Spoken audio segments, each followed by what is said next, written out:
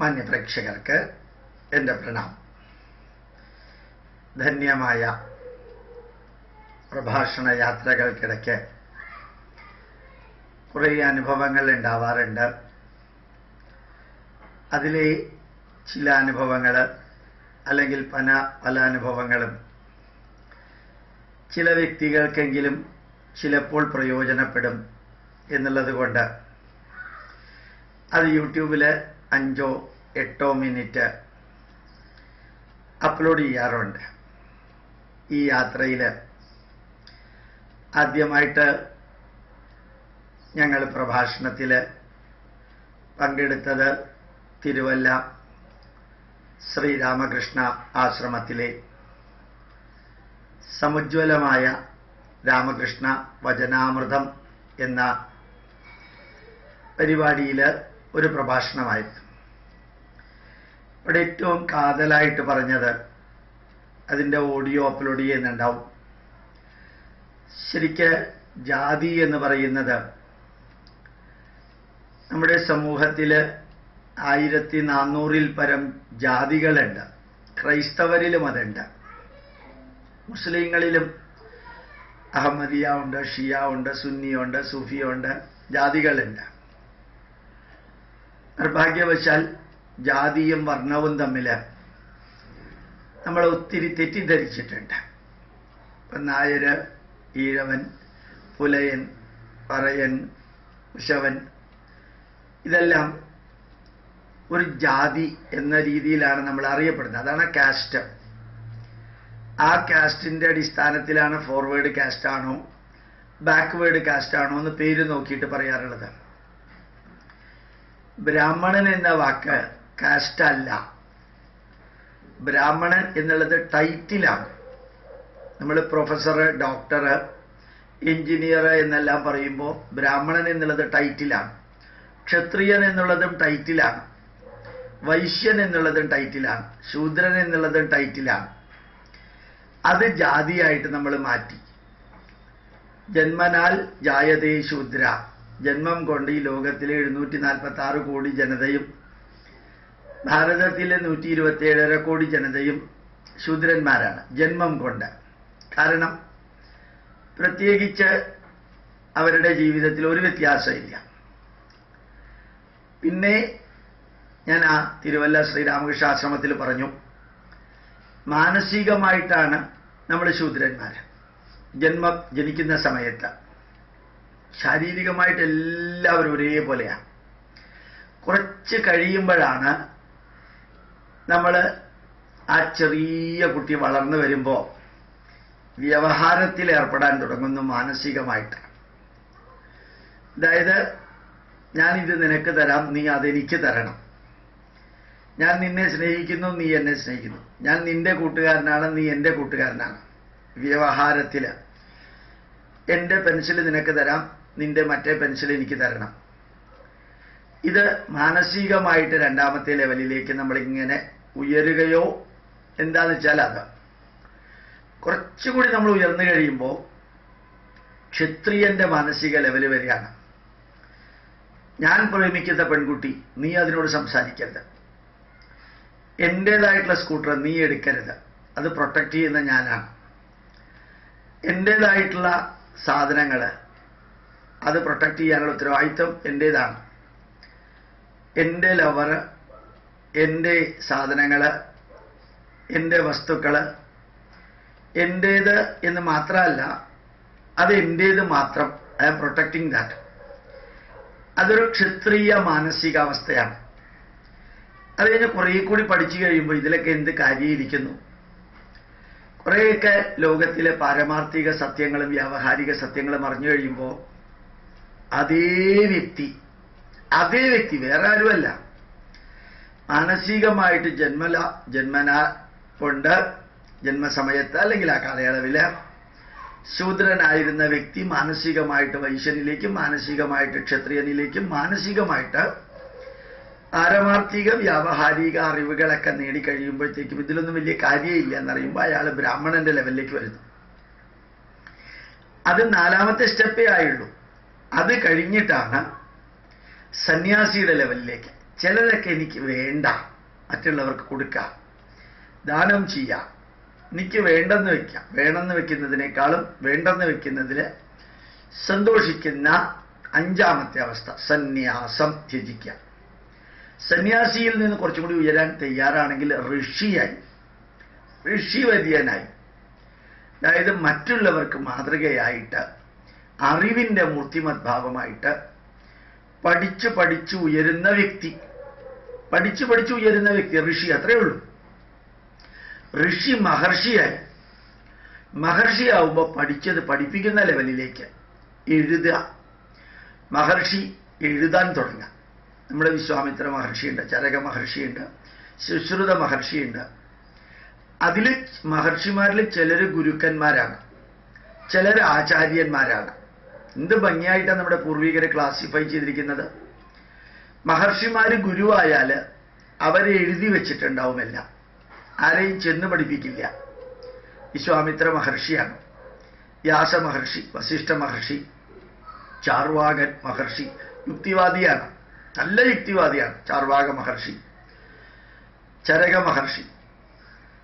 പക്ഷേ ഇപ്പുറത്തേക്ക് കടന്നു കഴിഞ്ഞാൽ നല്ല ലെവലിലെത്തുമ്പോൾ ആചാര്യന്മാരാണ്. ആര്യഭടാചാര്യൻ, വാഗ്ഭടാചാര്യൻ, ചരകാചാര്യൻ, ശുശ്രുതാചാര്യൻ, രണ്ടുപേരുണ്ട് അവർക്ക്. മഹർഷി എന്ന പേരുണ്ട്, ആചാര്യൻ എന്ന പേരുണ്ട്. മഹർഷി ഗുരുവുമാവാം, ടീച്ചറുമാവാം, മഹർഷി മെന്ററുമാവാം, ആചാര്യനുമാവാം. ഇപ്പൊ രണ്ടായിട്ട് തിരിയാണ് മഹർഷി. ഒന്ന് ഗുരുവായിട്ട് തിരിയുന്നു, രണ്ട് ആചാര്യനായിട്ട് തിരിയുന്നു. ആചാര്യൻ മെന്റർ, കൈപിടിച്ച് മുമ്പോട്ട് കൊണ്ടുപോകുന്ന ആള്. ഗുരു അജ്ഞത, അജ്ഞാനം, ഇരുട്ടകറ്റുന്ന ആള്. അപ്പൊ മഹർഷിയിൽ നിന്ന് പിന്നെ കിടക്കുന്നത് ഹംസ ഋഷിയിലേക്കാണ്. അഹം സ, ഞാൻ തന്നെയാണ് ഈശ്വരന്റെ മാനിഫെസ്റ്റേഷനും മാനിപ്പുലേഷനും എന്ന് തിരിച്ചറിയുന്ന അവസ്ഥ. അഹം സ ഹംസ, ഹംസ ഋഷി.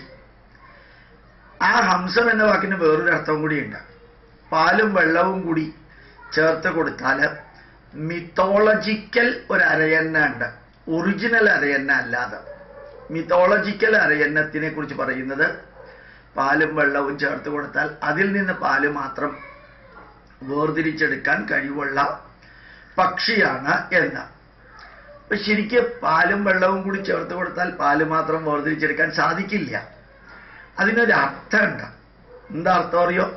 നന്മകളും തിന്മകളും നിറഞ്ഞിരിക്കുന്ന ലോകത്തിൽ നിന്ന് നന്മകള് മാത്രം വേർതിരിച്ചെടുക്കാൻ നല്ല സാധകം വന്ന യോഗിയാണ് ഹംസ ഋഷി. ഹംസോപനിഷത്തുണ്ട്, പരമഹംസോപനിഷത്തുണ്ട്, അതുപോലെ തന്നെ സന്യാസോപനിഷത്ത്, അവ്യക്തോപനിഷത്ത്. ഇതിലൊക്കെ ഹംസ ഋഷിയെ കുറിച്ച് പറയുന്നുണ്ട്. ഹംസ ഋഷി എന്ന് പറയുന്നത് നല്ലതും ചീത്തയും ഈ ലോകത്തിലുണ്ട്. അതിൽ നല്ലത് മാത്രം എടുക്കാൻ സാധിക്കുന്ന ഋഷിയുടെ തലത്തിൽ അടുത്ത ലെവലിലേക്ക് പോയി വിചാരിക്കാം. പരമഹംസ ഋഷി. പരമഹംസ ഋഷി അതാണ് ശ്രീ രാമകൃഷ്ണ പരമഹംസർ. രാമകൃഷ്ണ വചനാമൃതത്തെക്കുറിച്ചുള്ള ക്ലാസ് ആയിരുന്നു എൻ്റേത്.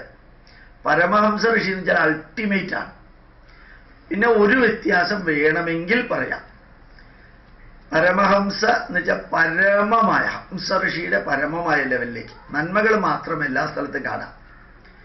നന്മകൾ മാത്രം എല്ലാ സ്ഥലത്തും കാണാൻ സാധിക്കുന്ന ഋഷി പരമഹംസ ഋഷി എല്ലാത്തിലും. അടുത്തൊരു ലെവൽ കൂടിയുണ്ട്, പരമഹംസ പരിവ്രാജക ഋഷി. പരമഹംസ പരിവ്രാജക ഋഷിയുടെ പ്രത്യേകത, ഒരു ഗ്രാമത്തിൽ അദ്ദേഹം ഒരു ദിവസത്തിൽ കൂടുതൽ താമസിക്കില്ല, ഒരു പട്ടണത്തിൽ 3 ദിവസത്തിൽ കൂടുതൽ താമസിക്കില്ല, ഒരാശ്രമത്തിൽ 5 ദിവസത്തിൽ കൂടുതൽ താമസിക്കില്ല. കാടിൻ്റെ ഒരു ഭാഗത്ത്, കാനനം അല്ലെങ്കിൽ ആരണ്യത്തിൽ 7 ദിവസത്തിൽ കൂടുതൽ താമസിക്കില്ല. അങ്ങനെ താമസിക്കില്ല എന്ന് പറയാൻ കാരണമുണ്ട്. ആ പറഞ്ഞ നമ്പറിൽ കൂടുതൽ താമസിച്ചാൽ അതിനോട് ബന്ധനം ഉണ്ടാവും. ഒരു ദിവസത്തിൽ കൂടുതൽ ഒരു ഗ്രാമത്തിൽ താമസിച്ചാൽ ഗ്രാമീണർ നല്ലവരാ, അവർ ഭക്ഷണം തരും, അവരടുത്ത് വന്നിരിക്കും, അവരാരാധിക്കും, പൂജിക്കും, നല്ല ശാന്തമായ അന്തരീക്ഷം. അതിനോട് ബന്ധനം വരും. ബന്ധനം വരരുത് പരമഹംസ പരിവ്രാജകന്. പരിവ്രാജകൻ എന്ന് വെച്ചാൽ കണ്ടിന്യൂസ്ലി റൊട്ടേറ്റ് ചെയ്യും, ഒരു സ്ഥലത്തും ഇരിക്കില്ല. പട്ടണത്തിൽ പരിധിക്ക് അപ്പുറം ഇരുന്നാൽ 3 ദിവസത്തിൽ കൂടുതൽ ഇരുന്നാൽ അവിടെ ബന്ധനം വരും. ആശ്രമത്തിൽ 5 ദിവസത്തിൽ കൂടുതൽ ഇരുന്ന് കഴിഞ്ഞാൽ അവിടെ ബന്ധനം വരും. എൻ്റെ സീറ്റ്, എൻ്റെ മുറി, എൻ്റെ കിടക്ക, എൻ്റെ പ്ലേറ്റ് ഭക്ഷണം കഴിക്കാൻ, ഇങ്ങനെ ഒരു ലെവൽ വരും. ഒരു കാട്ടിലൊരു വശത്ത് 7 ദിവസത്തേക്കുള്ളിരുന്നാൽ അവിടെ ഇരിക്കാനുള്ള സൗകര്യം, ശാന്തമായ അന്തരീക്ഷം, പക്ഷികളുടെ ശബ്ദം, കളകളാരവം, ഉറവകൾ ഇങ്ങനെ പോകുന്ന ശബ്ദം, അതിനോട് ബന്ധനം വരും. അതുകൊണ്ട് ബന്ധനം വരരുത്. ന മന്ത്രം, ന തന്ത്രം, ന ധ്യാനം, ന ശയനം, ന യജ്ഞോപവീതം, ന ദണ്ഡം, ന ശിഖ, ന കമണ്ഡലു, ഒന്നുമില്ല. ശൗചം പോലും ഇല്ല, സ്നാനം പോലും ഇല്ല, യജ്ഞോപവീതം ഇല്ല, ദണ്ഡ ഇല്ല, കമണ്ഡലും ഇല്ല. അത് പരമഹംസ പരിവ്രാജക ലെവലിലേക്ക് എത്തുമ്പോൾ. അപ്പൊ ശരിക്കും നമ്മൾ ഈ മാനസികമായിട്ടുള്ള, ശാരീരികമായിട്ട് ഇപ്പൊ NMR എടുത്താലും EEG എടുത്താലും CT സ്കാനിങ് എടുത്താലും ഹീമോഗ്ലോബിൻ്റെ അളവെടുത്താലും BP എടുത്താലും ഹൈ ഡെൻസിറ്റി ലിപ്പോപ്രോട്ടീനോ ലോ ഡെൻസിറ്റി ലിപ്പോപ്രോട്ടീനോ ഒക്കെ എടുത്താലും ഈ ശൂദ്രൻ്റെയും ബ്രാഹ്മണൻ്റെയും അല്ലെങ്കിൽ പരമഹംസ ഋഷിയുടെയും ഹംസ ഋഷിയുടെയൊക്കെ ഒന്ന് തന്നെയാണ്. അപ്പം ശാരീരികമായിട്ടുള്ള മാറ്റമല്ല, ദിനചര്യകളിലും മാനസികാവസ്ഥയിലുമുള്ള മാറ്റമാണ് യഥാർത്ഥത്തിൽ നമ്മൾ ഈ ഋഷിയിലേക്കും ബ്രാഹ്മണ്യത്തിലേക്കും ഒക്കെ ഉയരുന്നു എന്ന് പറയുന്നത്. ഇതെല്ലാം തെറ്റിദ്ധരിച്ച് നമ്മൾ എന്തൊക്കെയോ ആയിരിക്കും. ക്ഷത്രിയൻ പോലും ശരിക്കും ബ്രാഹ്മണൻ എന്ന് പറയുന്നത് പ്രൊഫഷനാണെന്ന് പറയാൻ കാരണം, ശരിക്കും ബ്രാഹ്മണനിലെ ജാതി ഏതാണ്? നമ്പൂതിരി ജാതിയാണ്, എമ്പ്രാന്തിരി ജാതിയാണ്, കൊങ്ങിണി ജാതിയാണ്, അയ്യര് ജാതിയാണ്, അയ്യങ്കാര് ജാതിയാണ്. ഇവർ വേദം പഠിച്ചാൽ ഇവർക്ക് കൊടുക്കുന്ന പേരാണ് ബ്രാഹ്മണൻ. ഇപ്പം നായരോ ഈഴവനോ പുലയനോ ആര് വേദം പഠിച്ചാലും അവർക്ക് കൊടുക്കുന്ന പേരാണ് ബ്രാഹ്മണൻ. അപ്പോൾ വേദവ്യാസൻ മുക്കുവസ്ത്രീയിൽ ജനിച്ചതാണ്, അമ്മയുടെ ജാതിയാണ് മക്കൾക്ക് വരേണ്ടത്. അപ്പോൾ വേദവ്യാസന് മുക്കുവനാണ്, ആ മുക്കുവനാണ് വേദത്തെ 4ആയിട്ട് പകർത്തത്. അപ്പോൾ ബ്രാഹ്മണ്യത്തെക്കാൾ എത്രയാ ഉയർന്നത്? ചിന്മയാനന്ദൻ, സ്വാമി വിവേകാനന്ദൻ, ഇവരൊന്നും ബ്രാഹ്മണരായ അച്ഛനമ്മമാർക്ക് ജനിച്ചതല്ല. മാതാമൃതാനന്ദമയി, ശ്രീ രവിശങ്കർ, സായിബാബ, ഇവരൊക്കെ വേദത്തിനേക്കാൾ മുകളിലേക്ക് പോയവരാണ് പ്രായോഗിക അർത്ഥത്തിൽ. ഇപ്പൊ ബ്രാഹ്മണ്യം എന്ന വാക്ക് അറിയാതെ നമ്മൾ ജാതിയാക്കി. ഉത്തമം ച അധമം ച ഏതത് കർമ്മ ന വിദ്യതേ. ഉത്തമം എന്നോ അധമമോ എന്ന ഒരു കർമ്മമേ ലോകത്തിലില്ല. എല്ലാം ഒന്ന് തന്നെയാണ്, എല്ലാം ഒരേ കർമ്മമാണ്. ഇങ്ങനെ ആയിരുന്നു ഞാൻ അവിടെ രാമകൃഷ്ണാശ്രമം തിരുവല്ലയിൽ ക്ലാസ് എടുത്തത്. നിങ്ങൾ എപ്പോഴൊക്കെ തിരുവല്ലയ്ക്ക് അടുത്തുകൂടെ പോകുന്നുണ്ടോ രാമകൃഷ്ണാശ്രമത്തിൽ പോകണം. ഗംഭീരമായിട്ടുള്ള 103 വർഷം പഴക്കമുള്ള എന്ത് ഗംഭീരമായിട്ടുള്ള ആശ്രമമാണെന്നറിയോ. നല്ല മനുഷ്യത്വമുള്ള ഋഷി തുല്യരായിട്ടുള്ള സന്യാസിമാർ, ശാന്തരാണ്. എനിക്ക് അത്ഭുതം തോന്നി, എന്നെപ്പോലൊരു സാധാരണക്കാരനെ അവർ സ്വീകരിച്ചതും എല്ലാം എനിക്ക് അത്ഭുതം തോന്നിയിരുന്നു. ഞാനിതൊക്കെ വിവരിച്ചു കൊടുത്തപ്പോഴത്തേക്കും ചില സന്യാസിമാർ പറയുകയുണ്ടായി, പുതിയൊരു അറിവാണ് കേട്ടോ ഇത് എന്ന്. അതുപോലെ അഡ്മിറ്റ് ചെയ്യാനുള്ള മനസ്സവർക്ക് ഉണ്ടായിരുന്നു. ഏതായാലും നമ്മളെല്ലാവരും മാതാമൃതാനന്ദമയുടെ കർമ്മമണ്ഡലത്തിൽ പ്രവർത്തിക്കാൻ സാധിക്കുന്നവർ പ്രവർത്തിക്കാം, സായിബാബയുടെ കർമ്മമണ്ഡലത്തിൽ പ്രവർത്തിക്കാൻ സാധിക്കുന്നവർ പ്രവർത്തിക്കാം, അതുപോലെ ആശ്രമങ്ങളിൽ പ്രവർത്തിക്കാൻ സാധിക്കുന്നവർ, ഇവരെയൊക്കെ ചെന്ന് നമസ്കരിച്ച് ആരാധിക്കണമെന്നൊന്നും അർത്ഥമില്ല ഈ പറഞ്ഞതിന്. നമ്മുടെ ഹിന്ദു ധർമ്മം പ്രചരിപ്പിക്കാൻ ആരെല്ലാം മുമ്പോട്ട് വരുന്നോ അവരുടെ കൂടെ നിൽക്കുക. അവർ പറയുന്നതിലും ചെയ്യുന്നതിലും വിയോജിപ്പുള്ളതിലേക്ക് പ്രവർത്തിക്കാതിരിക്കാം, യോജിപ്പുള്ളതിൽ പ്രവർത്തിക്കാം. ഇതും കൂടി പറഞ്ഞിട്ട് ഒരു 100 ജന്മവും ഈ സനാതന ധർമ്മത്തിനും ഭാരതീയ പൈതൃകത്തിനും വേണ്ടി പ്രവർത്തിക്കണമെന്ന് പറഞ്ഞിട്ടാണ് ഞാൻ അവിടെ നിന്നിറങ്ങിയത്. വലിയൊരു അനുഭവമായിരുന്നു. പ്രണാമം, നമസ്കാരം.